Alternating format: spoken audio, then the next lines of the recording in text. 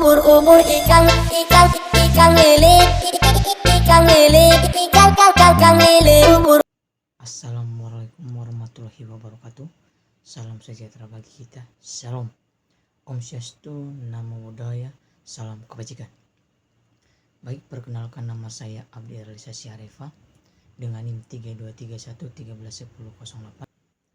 Baik, di sini saya akan menceritakan tentang novel karya Terelia yang mengisahkan perjalanan seorang pengacara muda yang bernama Zaman dalam menelusuri kehidupan seorang wanita tua bernama Sri Ningsih, di mana Sri Ningsih ini meninggal dunia di Paris tanpa ahli waris yang jelas, namun meninggalkan harta kekayaan yang sangat besar, di mana firma hukum tempat Zaman bekerja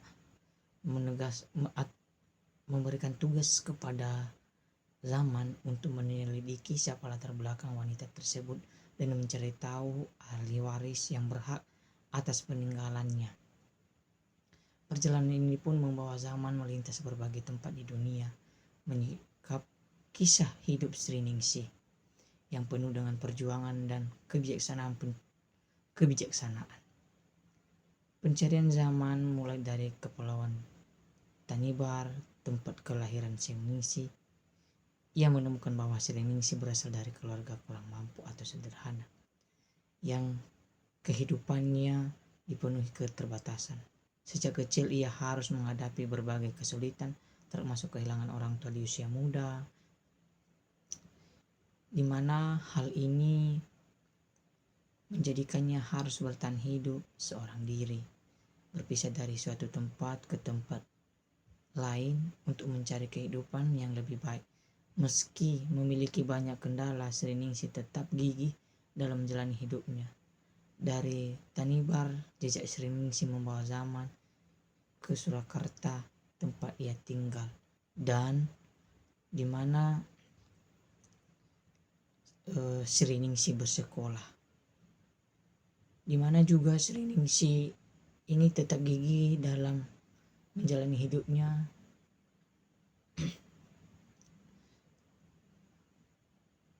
Namun karena kondisi ekonomi yang sulit, ia terpaksa meninggalkan sekolah atau tidak melanjutkan pendidikannya dan berjuang sendiri untuk bertahan hidup. Ia kemudian pergi ke Jakarta, bekerja sebagai buruh dan berusaha membangun hidupnya dari nol. Di Jakarta ia mengalami berbagai suka-liku kehidupan, termasuk menghadapi ketidakadilan, pengkhianatan, serta kehilangan orang-orang yang ia sayang. Perjalanan Zaman harus terus berjalan atau berlanjut ke London, di mana tempat Sri Ningsih pernah bekerja sebagai pekerja dan membangun kehidupannya di kota London. Ia dikenal sebagai sosok yang tegar, mandiri, dan dihormati oleh banyak orang meski pun datang dari latar belakang sederhana dan kurang mampu, yang dimana di sana ia berhasil bertahan dan menjadi seorang yang memiliki pengaruh besar di sekitarnya. Akhirnya perjalanan Zaman pun berakhir di Paris, tempat Sri Ningsih menghabiskan sisa hidupnya sebelum meninggal dunia.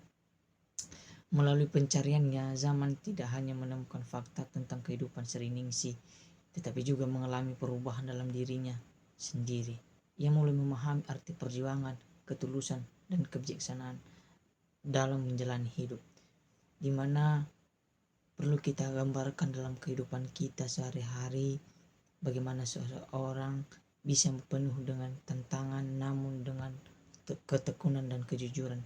Seseorang dapat mengubah nasibnya dengan caranya sendiri, di mana dari novel tentang kamu ini mengajak kita atau memberikan kita sebuah pendapat atau sebuah manat atau sebuah nasihat yang penting untuk menyelami perjalanan hidup. Kita tak perlu memandang orang lain dengan latar belakangnya, dengan ekspresi wajahnya, serta dari raut wajah dan pakaiannya, tetapi marilah kita melihat seseorang itu berjuang dengan usahanya sendiri dan berhasil dengan caranya sendiri. Bahkan itulah kita jadikan pedoman dalam kehidupan kita sehari-hari agar kita bisa menjadi orang-orang sukses, bisa menjadi manusia-manusia yang berguna di masa yang akan datang. Baik, demikian video ini saya buat untuk menyelesaikan salah satu tugas bahasa Indonesia.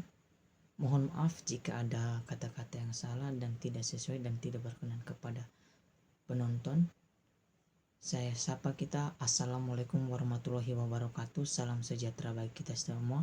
Salam, Om Swastiastu, Namo Buddhaya, salam kebajikan.